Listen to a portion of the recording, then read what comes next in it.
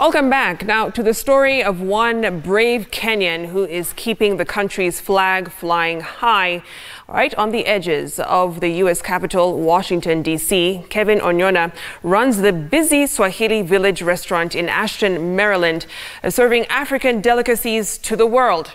Well, Kevin, who is a cancer survivor, is now planning to expand the business into other parts of the USA to keep the taste of Kenya alive in a foreign land. Jeff Koinange has the amazing story of Kevin, whose American dream nearly turned into a nightmare. It's early Saturday morning at the Onyona residence in the very upmarket neighborhood of Ashton, Maryland, just outside the U.S. capital, Washington, D.C. Kevin and his wife Lynn are preparing breakfast for their 4 young children. I think that's a problem. Hiring domestic staff here in the U.S. is very expensive. So families like this have to do just about everything for themselves.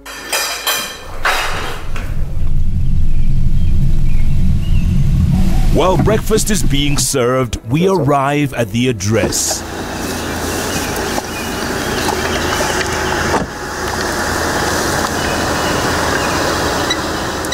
Punch in the secret code to enter the gate and drive into the palatial home.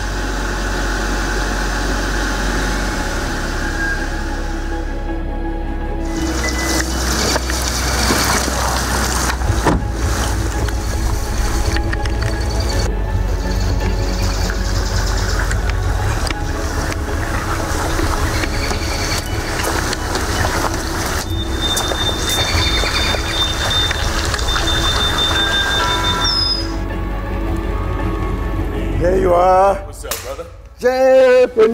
Kevin Onyona arrived in the U.S. more than 20 years ago to study. His soon-to-be wife had already been here studying as well. They fell in love soon after and got married here in the U.S. The children followed soon after. That's my wife Lynn. Staggered from the eldest, who's 13, to the youngest, just 1 year old.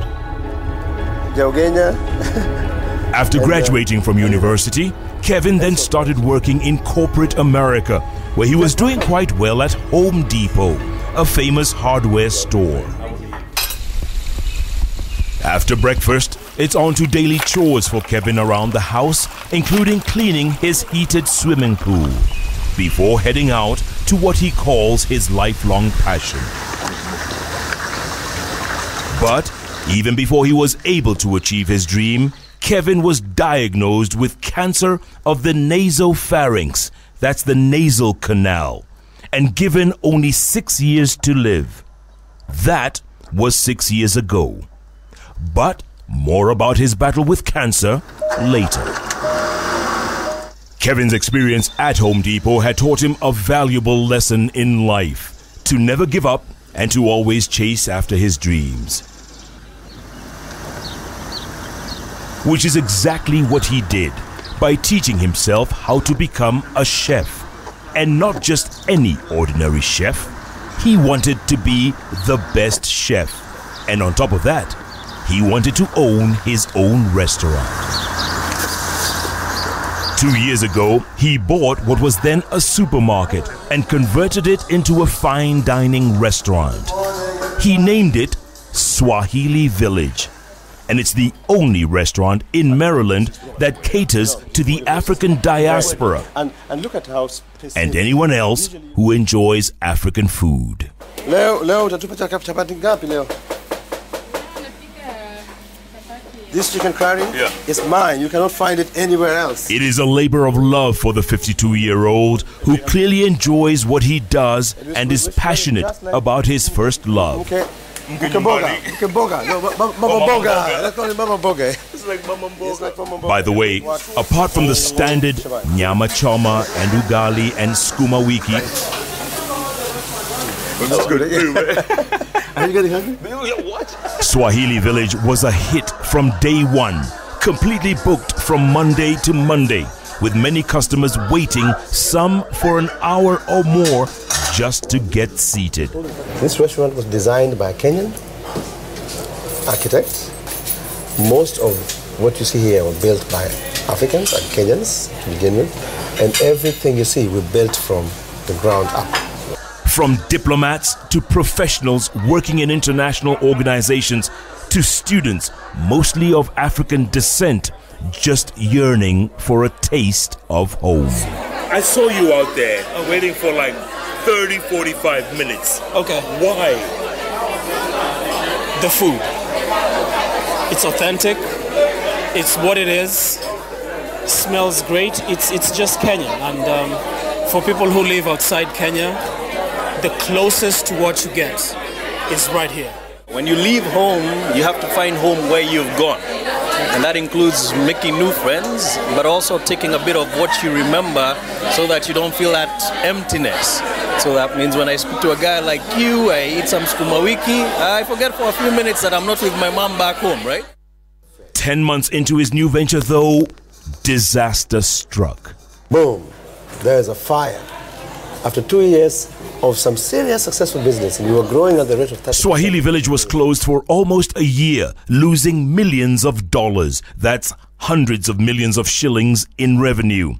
And Kevin still had a loan to pay. And so the fire was so bad, Jeff, thank God it didn't hurt anybody. It happened at 5 o'clock in the morning.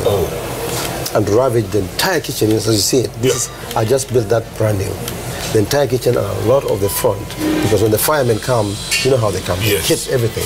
Anything in their way, so a lot of damage. But he refused to quit, and he slowly embarked on rebuilding Swahili Village, reopening it nearly a year later, and all the while hoping his clientele would return. And just like that, lovers of African food with an African ambiance returned in droves, up to 1,000 on any given night. Oh my goodness. Perfect ambiance and atmosphere. The food, fantastic. Loved it. Loved the beef, loved the spinach, also loved the communal aspect. And the staff was so good to us, the way that we felt treated like VIPs here. So that was great. I'm home because I've even met with the people from within the village. That is the immediate village where I come from. So I'm very much happy. At least we are interacting with a number of Kenyans. I feel I'm home. But Kevin had already seen a niche in this very competitive market and has already secured a very strategic location in downtown Washington, D.C. and points beyond. Center Street, Newark, New Jersey, across the road from NJ Park. A beautiful brand new building. We have already secured location. The design plans are underway, and I think that's a deliverable by next year. He also says competing with other famous African restaurants like the Ethiopians and West Africans doesn't bother him one bit. Actually, we're going to kill them. We're going to kill them. That restaurant is going to do well.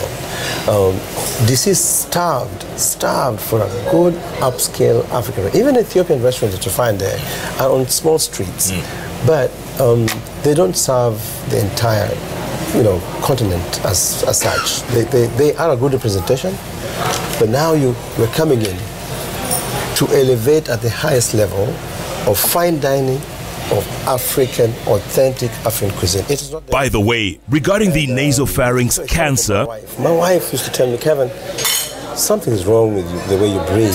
When you go to bed at night, there's something really wrong. You need to see a doctor. And you know what I said to her? No, I need to see an ENT doctor, not just a doctor, because that's in my nose.